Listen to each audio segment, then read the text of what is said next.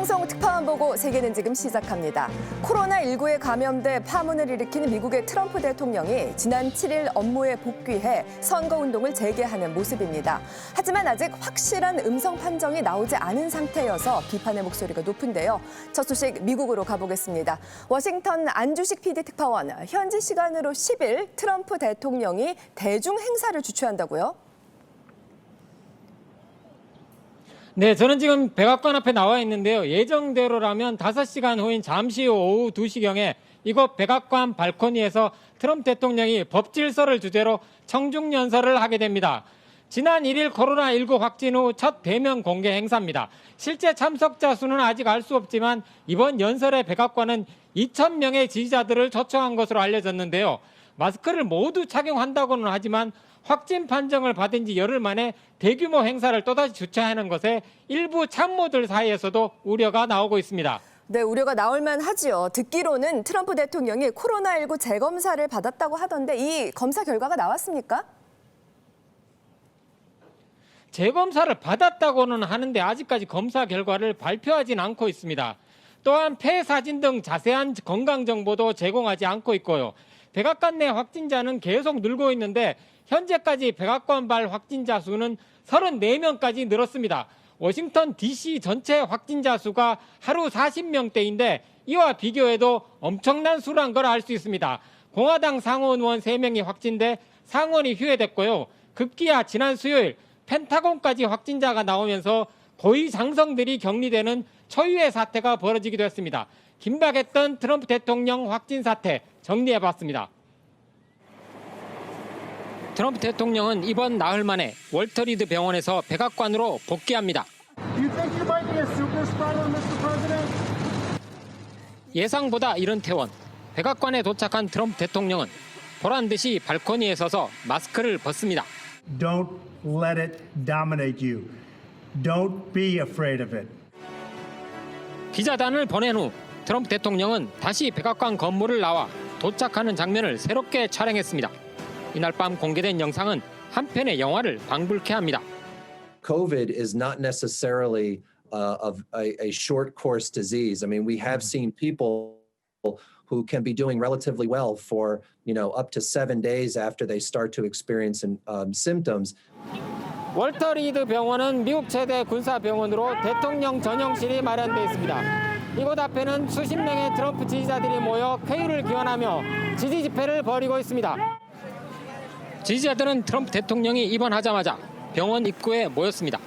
대부분 인근 주민들로 대통령의 건강이 걱정돼서 나왔다고 합니다. We come down here every day while he's here. We support him, we love him, and we thank him for sacrificing his life and his health. 입원 중이던 트럼프 대통령은 지지자들이 모인 병원 입구를 차량으로 한 바퀴 도는 퍼포먼스를 벌였습니다. 이를 눈으로 목격한 지지자들은 감격했습니다. It was absolutely fabulous. He appreciated the support that everyone's been out here giving him was fantastic. 하지만 이를 지켜본 의료계는 경악했습니다. People that are experiencing symptomatic COVID infections or people that are even experiencing asymptomatic COVID infections, we would prefer that they remain in isolation until they are no longer infectious.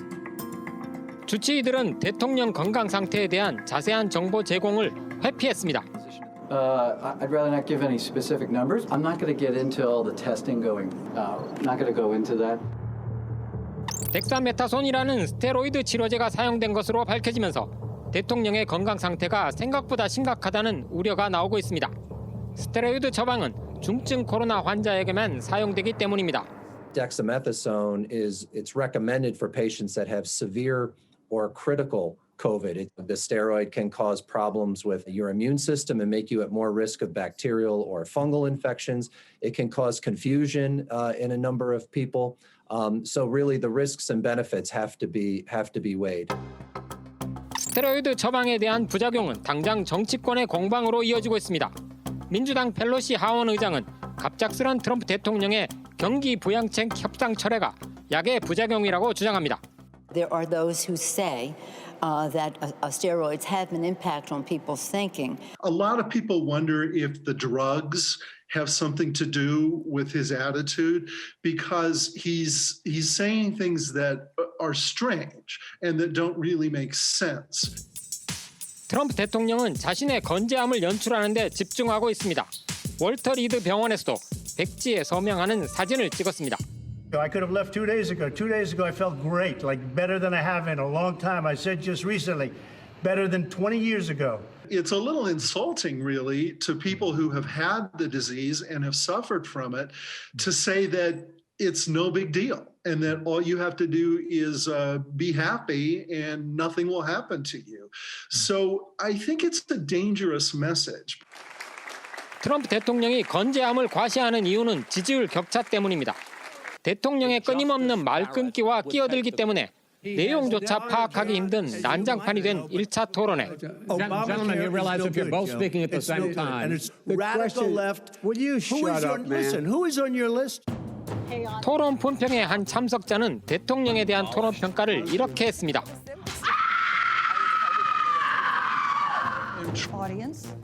차분하게 진행된 부통령 토론회 또한 트럼프 펜스 팀이 우위를 점했다고 평가하기 어렵습니다. 시청자들의 주목도를 높이는 데 실패, 승자는 펜스 부통령 머리 위에 앉았던 파리였다는 평가도 나왔습니다. It doesn't really affect the outcome on the basis of the vice presidency. People are much more interested in the president. 토론회에서 펜스 부통령의 발목을 잡은 것은 백악관의 코로나 확산이었습니다.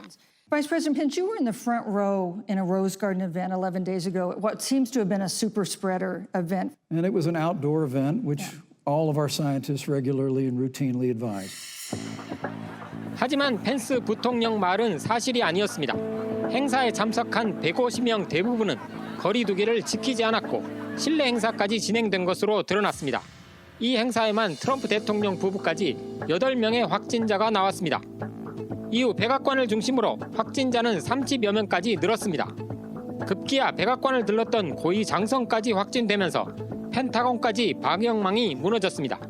This is a little bit crazy because we know what the problem is. We know who has the disease, and yet Trump and the White House want to pretend that everything is normal, everything is fine. 트럼프 대통령은 퇴원 이틀 만에 집무실에 복귀합니다. I think this was a blessing from God that I caught it. This was a blessing in disguise.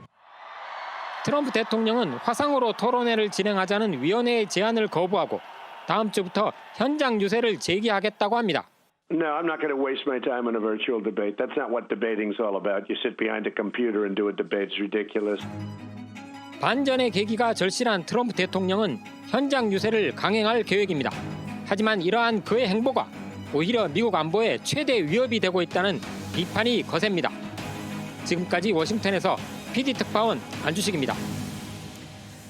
네, 트럼프 대통령이 과연 어떤 승부수를 띄우게 될지 이 부분은 잠시 후 이슈 인사이드에서 보다 심층적으로 분석해 보겠습니다. 잠시 기다려 주시고요. 이번 미국 대선에서 코로나19와 더불어 중요한 이슈가 또 있습니다. 바로 지난 5월 말 조지 플로이드 사망 사건으로 불거진 인종차별 문제입니다. 특히 4개월 넘게 시위가 계속되고 있는 포틀랜드는 급기야 좌우파 간의 이념 전쟁터로 변했습니다. 강민승 PD가 전합니다. 지난달 5일 미국 오리건주 포틀랜드. 이날은 포틀랜드에서 인종차별 반대 시위가 시작된 지 100일째 되는 날이었습니다. 경찰은 이날 시위를 폭동으로 규정하고 강경하게 대응했습니다.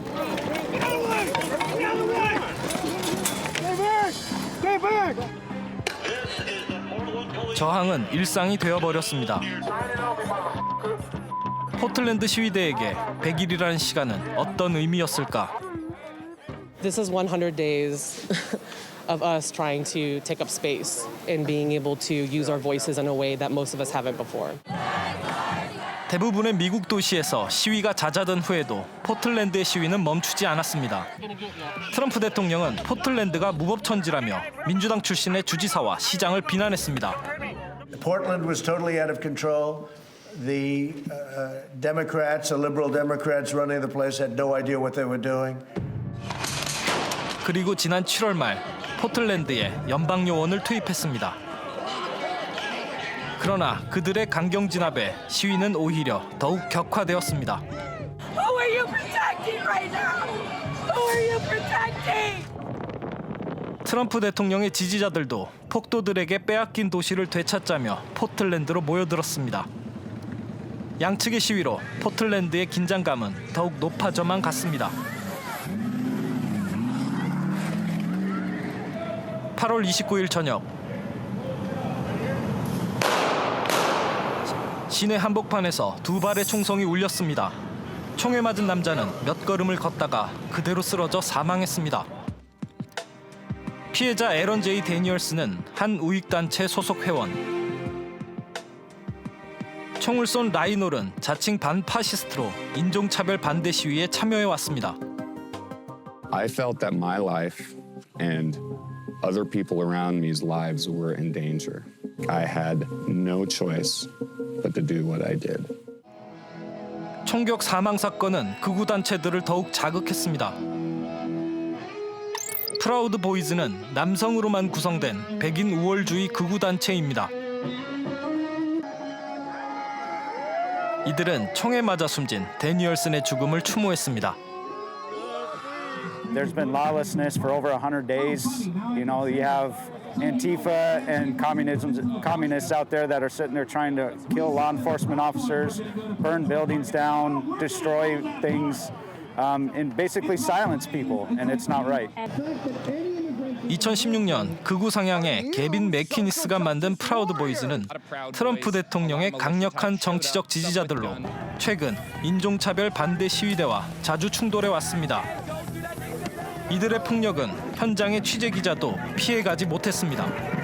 While I was just sort of filming, one guy slammed me in the hand and broke my finger with a baton. We never instigated violence. We only react when people touch us. We don't ever go start shit. Our saying is around and fight now. That means if you with us and you touch us, then we will defend ourselves. 그러나 집회 현장은 그의 말과 달랐습니다. What's your Twitter name? Antifa Press! 프라우드 보이즈 조직원들은 22세의 학생 기자를 폭행했습니다. They see Antifa and Black Lives Matter and anti-racist protesters as socialists and communists that are going to take America down a very different path, and they see themselves as defending the American way of life, and they see Donald Trump as sort of their leader in that effort to preserve what America looked like in the past.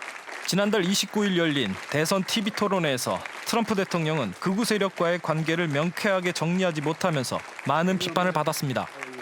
Are you willing tonight to condemn white supremacists and militia groups and to say that they need to stand down? I want to see peace. Then do it, sir. Say it. Do it. Say it. Do you want to call them? What do you want to call them? Give me a name. Give me a White name. supremacists and white like me to condemn? white supremacists and right Proud militia. Boys. Stand back and stand by. But I'll tell you what. 스탠다운과 스탠백은 뜻이 다릅니다. 한편 대선 토론회를 시청하던 매키니스는 자신의 조직이 호명되자 깜짝 놀란 눈치입니다. Did you say Proud Boys stand down and stand back? He did a general command. He's the general of the Proud Boys. I control the Proud Boys, Donald. 토론회 이후 이들은 오히려 유명세를 즐기는 모습입니다. 트럼프 대통령의 모호한 입장이 이들의 폭력 행위를 사실상 묵인하며 문제를 키우고 있다는 지적입니다.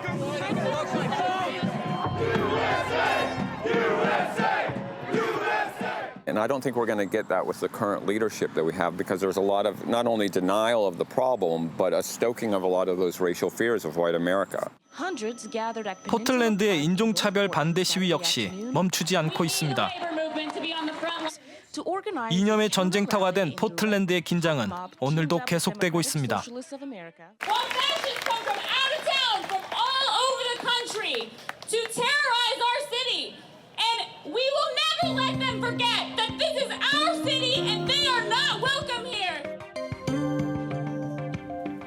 사실 포틀랜드 하면 미국인들이 가장 살고 싶어하는 슬로우 시티, 킨포크 또는 자유를 중요시 여기는 힙스터들의 성지 이런 느낌이 떠오르기 때문에 이렇게 격전지로 변한 모습을 보니까 내가 알던 그 포틀랜드가 맞나 하시는 분들도 계실 것 같습니다. 말씀하셨던 것처럼 포틀랜드 하면 굉장히 쿨하다, 시크하다 이런 이미지를 갖고도 계시는데 사실 이 포틀랜드가 속한 오레곤주는 백인 인구가 80%가 넘습니다. 그렇군요. 그래서 저런 극우 집단들이 상당히 좋아하는 환경이기도 하고요.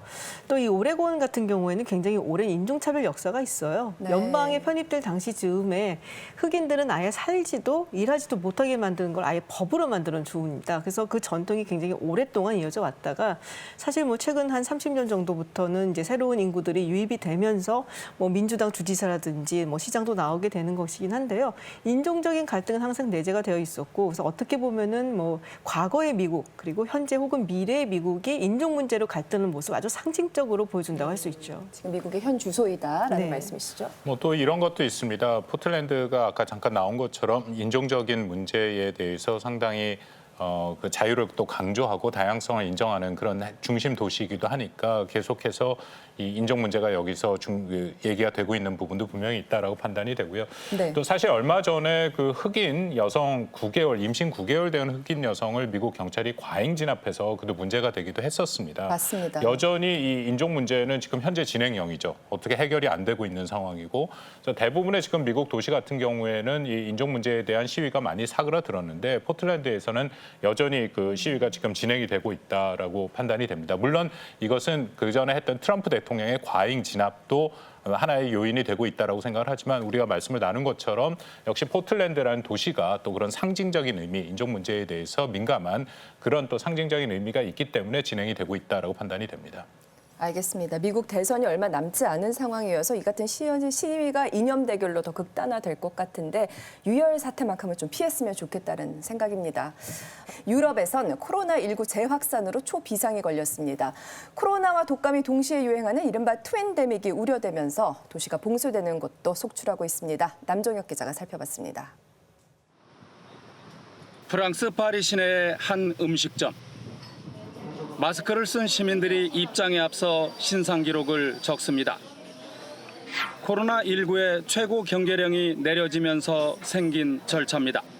C'est un frein parce que du coup on peut plus sortir le soir si on veut juste aller boire des verres et là en fait on a fait une réunion d'équipe et résultat on est obligé de on est 9, on est obligé de se diviser rien que pour le déjeuner. Donc on va faire deux équipes, c'est pénible oui. 손 소독제 사용도 필수입니다. 식당 안에서도 식사할 때를 제외하고는 마스크를 착용해야 하는 등 방역 수칙에 따라야 합니다. 자유주의를 강조했던 예전의 모습과는 다른 풍경입니다. I think like the same, it's just become so normal for us that it's just something you have to do to help prevent it growing and it's just everyone has to do their part for what we can do. So I think it's just good that everyone wears it and it becomes normality for the time being until it can be changed. So yeah. 카페와 술집의 영업은 아예 2주 동안 전면 금지됐고 백화점과 쇼핑센터도 입장 인원을 제한했습니다. 날씨가 쌀쌀해지면서 확진자가 하루 18,000명에 달하는 등 재확산 비상으로 내려진 불가피한 조치입니다. Où ça circule beaucoup chez les personnes âgées qui sont les plus vulnérables et où on voit de plus en plus de lits occupés aux urgences. Eh bien, on doit aller vers plus de restrictions. 스페인은 수도 마드리드와 북서부 레온 그리고 팔렌시아에 대해 도시 봉쇄 조치가 내려졌습니다. 확진자가 많이 발생한 주요 도시를 사전에 차단한 겁니다. Así que nada, a ver, es normal que está más vacío todo. Lo que ves es que Madrid pues está vacío. Y esto es raro. Atocha ser la cima tan, no sé, pues más vacía, pues es un poco raro, pero bueno. 이탈리아는 전국에 마스크 착용을 의무화했고 어길 경우 우리 돈 130만 원 상당의 벌금도 부과합니다. 독일 베를린도 밤 11시부터 새벽까지 음식점과 상점의 영업을 금지시켰습니다. Nachts irgendwie Partys zu machen, sich zu treffen. Aber insgesamt ist auch die Botschaft, die Zeit der Geselligkeit ist vorbei. Die Lage in Berlin ist ernst. 확산세가 가파른 영국도 6명 이상의 모임을 금지시켰고 밤 10시 이후에 식당 영업도 제한했습니다. 특히 리버풀 등 북부 지역 도시들에 대해선 술집의 영업을 중단시켰습니다. I know people are furious and they're furious with me and they're furious with the government. They are. But, you know, I've got to tell you, in all candor, it's going to continue to be bumpy through to Christmas. It may even be bumpy. 유럽 각국의 방역 당국이 걱정하는 것은 이른바 트윈데믹. 겨울철이 다가오면서 독감과 코로나19가 동시에 유행하는 최악의 상황입니다.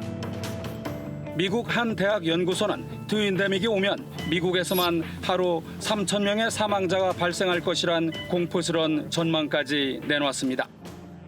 In fact, there's considerable concern as we enter the fall and the winter months and into the flu season that we'll have that dreaded overlap of two respiratory-borne diseases, namely influenza and COVID-19. 하지만 다시 시작된 제한과 봉쇄 조치에 불만을 표출하는 시민들은 더욱 늘어만 갑니다. 유럽의 주요 도시에서는 항의 시위가 끊이질 않습니다. Y si no encontramos una solución a estos medios de confinamiento absurdos, creo que el COVID se seguirá extendiendo y no va a servir absolutamente para nada. 서서히 회복 중이던 경기가 다시 꺾일 것이란 우려도 쏟아지고 있습니다. 재확산을 막고 시민 불편도 최소화하고 여기에 경기 침체도 극복할 수 있는 방법은 없는 걸까요? 고난도 3차 방정식을 어떻게 풀어야 할지 유럽 당국의 고민이 깊어지고 있습니다. 지금까지 핫 이슈였습니다. 이 원래 유럽은 마스크도 원래 잘 안 쓰고요. 또 사생활이나 아니면 자유가 훨씬 더 중요시되는 곳이거든요. 그런데 상황이 얼마나 심각해졌는지를 보여주는 게 지금 유럽에서도 음식점에 들어갈 때 명부를 쓰기도 하고요. 이탈리아 같은 경우는 이 야외에서도 마스크 쓰는 게 의무화가 됐는데 이걸 위반할 경우에 그 벌금이 최고 135만 원까지 물릴 수 있다니까 지금 상황이 얼마나 심각해졌는지를 보여주는 반증이죠. 네, 그렇습니다. 굉장히 강한 조치를 시행하고 있네요. 근데 뭐 그럴 수밖에 없는 게 지난번 1차 유행할 때 정말 경제적으로 굉장히 큰 타격을 입었잖아요. 전부 다 락다운을 하는 바람에 또다시 그런 일이 있으면 안 되겠다라는 우려가 있는 것 같고 그래서 생활 속 방역을 철저히 하는 쪽으로 좀 방향을 튼 것 같습니다. 맞습니다. 사실 트윈데믹은 우리도 걱정되긴 또 마찬가지죠. 계속해서 긴장을 늦추면 안 되겠습니다. 그런가 하면 지난 10월 3일은 독일이 완전한 통일을 이룬 지 30주년이 되는 날이었습니다. 과거 동서독을 가르던 1393km의 장벽은 통일 후 철조망과 지뢰를 걷어내고 생명의 녹색지대로 거듭났는데요. 이제 시민들의 품으로 돌아가 생태 체험과 역사 교육 현장으로 각광받고 있습니다. 유광석 특파원이 취재했습니다.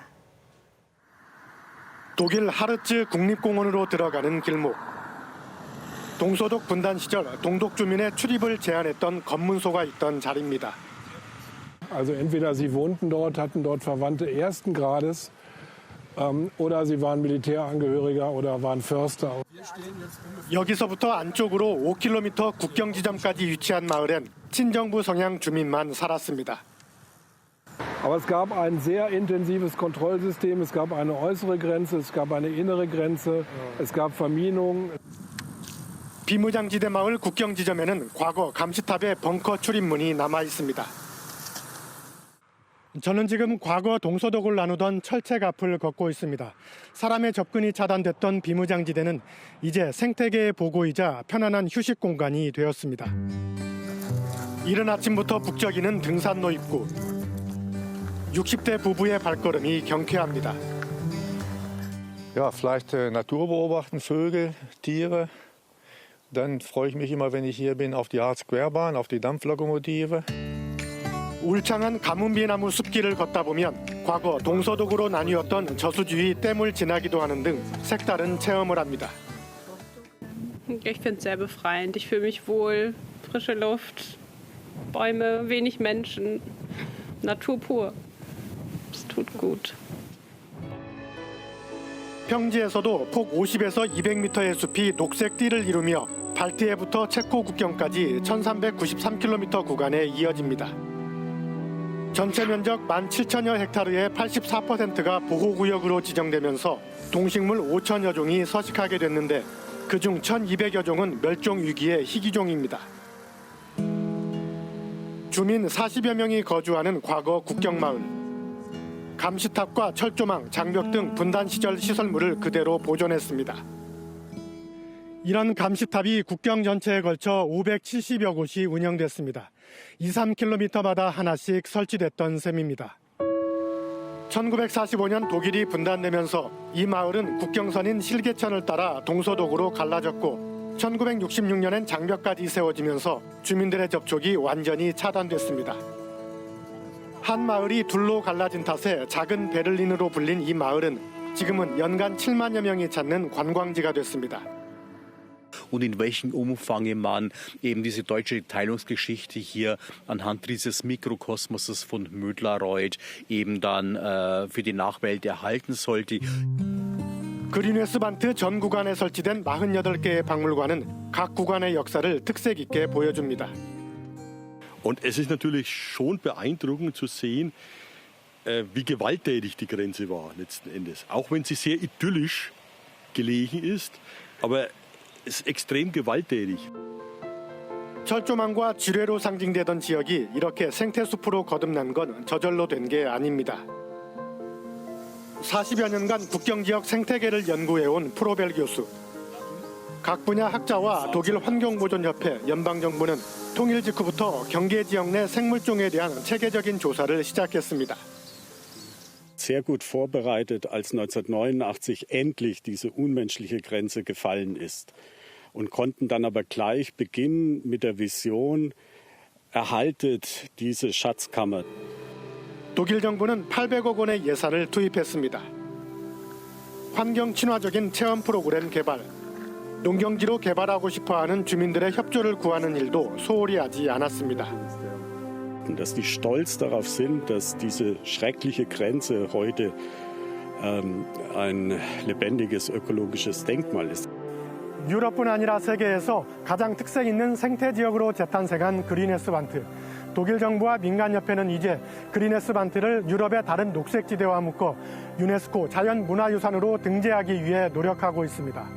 그린웨스반트에서 유광석입니다. Bad idea. Can I tell you what? I want to make sure. I mean, I have a mask right here.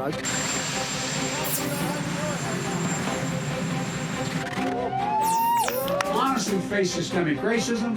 And I look forward to finishing up the campaign the way it was started and the way we've been doing.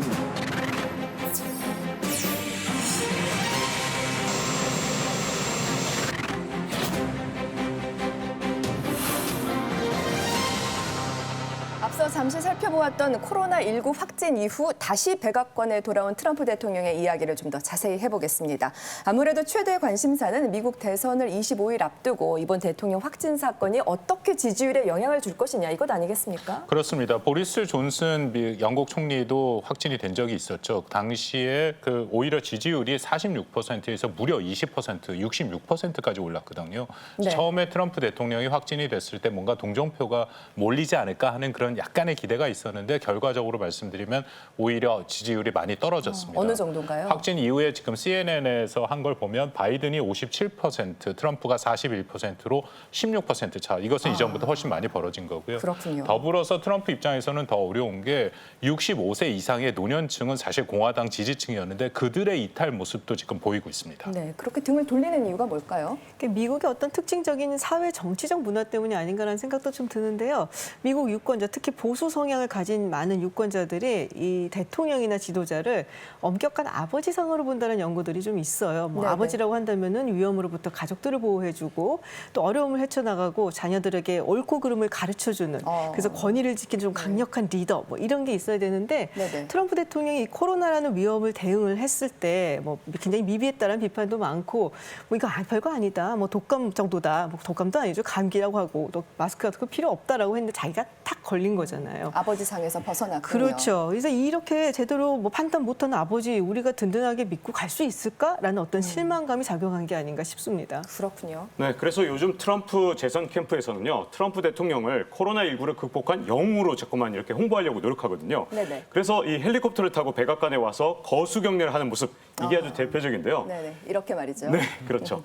거기다가 또 인터뷰에서는 트럼프 대통령이야말로 코로나19를 직접 겪었기 때문에 바이든 후보보다 코로나19에 더 잘 대처할 수 있다. 이렇게도 홍보하고 있죠. 그래서 퇴원도 서둘렀겠고요. 네, 그럴 수밖에 없는 것이 트럼프 대통령이 가장 지금 실수를 하고 실패한 것이 코로나 대응이죠. 21만 명 이상이 사망자가 나섰기 때문에 어떻게든지 트럼프 대통령은 의제를 바꿔서 예를 들어서 자신이 법과 질서를 소화하는 대통령이다. 아니면 대법관 문제로 의제를 바꿔나가려고 했는데 그 문제가 되는 것이 스스로 지금 다시 그 코로나에 걸리는 바람에 그 의제가 네. 됐거든요. 예를 들어서 지난 8월에 그 여론조사를 보면 미국 유권자들의 제일 관심은 경제 문제, 두 번째는 의료보험, 세 번째가 그리고 대법원 문제, 그리고 네 번째가 코로나 문제였습니다. 코로나가 최우선이 아니었네요. 아니었죠. 근데 지금 다시 코로나가 문제가 되니까 우리 박 네. 기자님 말씀대로 어떻게든지 이것을 프레임을 바꿔서 자기가 이긴 그런 영웅의 모습으로 지금 연출하려고 노력하고 있습니다. 알겠습니다. 이제 11월 3일 대선까지 정말 시간이 얼마 남지 않았는데 트럼프 대통령으로서는 어떻게든 반전 카드를 보여줘야 할 텐데요. 그렇죠. 그래서 이 병원에서 퇴원하자마자 첫 번째 카드를 딱 내놨거든요. 그게 뭡니까? 네, 바로 중단됐던 경기부양책 협상을 다시 재개하는 거였는데요. 네. 원래 이 백악관하고 민주당에서 이 경기부양책, 트럼프 대통령 입장에서는 굉장히 중요한 게 지금 코로나19 때문에 경제난이 있잖아요. 그래서 그렇죠. 이 협상을 하고 있었는데 문제는 그동안에 여러 가지 이유로 난항을 겪고 있었는데 트럼프 대통령이 1조 8천억 달러라는 협상 카드를 따로 좀 새로 내놨습니다. 통 큰 액수입니다. 그런데 이제 네. 문제는 이 액수가 이제 민주당보다는 좀 못 미치는데 이 네. 액수에서 아하. 지금 현재 이제 협상 카드를 내놓으니까 그 다음에 이제 급물살을 타고 있거든요. 근데 문제는 트럼프 대통령 입장에서는 만약에 협상이 실패하면 민주당 때문에 실패했다. 경기 회복에 발목을 잡았다. 이렇게 얘기할 거고 네. 아마도 협상에 성공을 하게 되면 아마 자신의 최대 치적으로 내세우면서 네. 이 지지층을 결집하는 데 쓰지 않을까 싶습니다. 네. 거기에 더불어서 지금 에이미 베럿 연방 대법원 후보자 인준 문제도 중요하죠. 왜냐하면 트럼프 대통령이 끊임없이 우편 투표의 문제를 제기하고 있거든요. 그렇다면 대선 이후에 그 대선에 승복하지 않을 가능성이 큽니다. 그러면 결국은 대법원까지 가서 최종 판결을 해야 되기 때문에 지금 베럿 후보자가 대법원에 들어가는 것이 매우 중요한 그런 상황이 됐고요. 그래서 12일 날에 그 베럿 후보자에 대한 인준 청문회가 있습니다. 그 네. 공화당과 민주당 둘 다 이 문제에 지금 사활을 걸고 있죠. 아하. 그래서 원래 이제 인준 청문회가 있고 그다음에 법사위에 이제 투표결이 있고 그다음에 이제 본회의 표결이 있는데 지금 인준 청문회가 있고 그다음에 22일부터 뭐 계획대로라면은 법사위 표결이 있어야 됩니다. 근데 여기서 문제가 생긴 게요. 네. 사실 이 베럿 후보자 지명식이 있었죠. 2주 전에. 근데 아. 거기서 무더기로 확진자가 나왔어요. 네, 대통령 내외도 걸렸어요. 맞습니다. 그리고 또 공화당의 법사위 소속 상원의원 2명이 여기서 또 확진 판정을 받은 겁니다. 네. 만약에 확진자가 더 나오면 어떻게 하나. 민주당 측에서 이거를 이제 미루려고 굉장히 사활을 걸 겁니다. 알겠습니다. 또 대선 전에 백신을 공급할 것이냐, 발표가 될 것이냐 이 부분도 관심이 있었는데 일단 FDA가 심사 기준을 강화해서 대선 전에 백신 공급 발표는 좀 어려워 보이죠? 네, 그렇습니다. 대신에 자신이 그 직접 치료를 받았던 항체 치료제 그 리제네론이 효과가 있다라고 트럼프 대통령이 계속 얘기하지 않았습니까? 더불어서 미국민한테 이것을 무상으로 공급하겠다. 일부 보도에 따르면 이미 100만 분을 지금 확보를 했다라는 얘기도 들리거든요. 미국 FDA에서는 이것을 어쨌든 긴급 승인 신청에 들어갔기 때문에 앞으로 이것이 어떤 영향을 줄지도 우리가 좀 두고 봐야 된다라고 생각이 됩니다. 네, 세 분께서 여러 가지 예상 반격 카드를 말씀해 주셨는데 이게 어떨까요? 실제로 효과가 있을까요? 글쎄 우리가 뭐 흔히 옥토버 서프라이즈라고 얘기를 하지 않습니까? 미국 대선은 11월 첫째 주 월요일이 있는 화요일에 지금 대선이 있는데요. 옥토버 서프라이즈라는 것은 바로 전 10월 달에 뭔가 미국 유권자들한테 영향을 줘서 대선에 네. 그 영향을 미치는 그런 사건을 얘기를 합니다. 그래서 예를 들어서 2016년 같은 경우에는 미 FBI가 당시 힐러리 후보의 그 이메일 스캔들을 다시 조사를 하겠다 해갖고 사실상 그 힐러리 후보의 부정적인 이미지가 붉어져서 트럼프 네. 대통령한테 유리하게 작용한 게 있거든요. 그래서 일종의 뭐 트럼프 대통령도 그런 것을 기대하고 있지 않은가 아하. 그런 생각이 듭니다. 네. 아무리 그래도 이번 트럼프 대통령의 코로나19 확진 판정만큼 진짜 깜짝 놀랄 만한 이런 옥토버 서프라이즈가 있었나 이런 생각이 좀 들거든요. 정말 얼마나 놀랐었는지 말이죠. 지난주에. 바이든 후보가 끝까지 어떻게 긴장을 늦추지 않아야 할지 이 부분도 궁금합니다. 근데 지금 모든 지표에 사실 앞서가고 있기 때문에 바이든 입장에서는 무리해서 네거티브를 할 생각은 거의 없을 거예요. 근데 다만 지금 트럼프 대통령이 확진 판정을 받는 바람에 코로나가 다시금 수면 위로 올라와서 대응을 제대로 못했다라는 부분 굉장히 공격을 할 것으로 보이고요. 그리고 어제였죠. 미시간주의 그 민주당 소속의 주지사, 위트머 주지사를 납치를 하려고 계획을 세웠던 구구단체 검거가 됐습니다. 네. 트럼프 대통령이 이 구구단체라든지 이런 뭐 극우적인 성향의 지지자들에 대해서 좀 이렇게 애매한 태도를 취해왔거든요. 그래서 아마도 바이든 측에서는 이 부분에 대해서 강하게 비판을 할 것으로 보입니다. 네, 과연 두 후보 간에 준비한 비장의 카드가 어떤 결과를 가져올지 무척 기대가 됩니다. 코로나19로 한 치 앞도 알 수 없게 된 것은 미국 대선만이 아니죠. 계속되는 전염병 공포에 익숙했던 일상마저 무너지면서 우리의 삶은 더 고단해졌습니다.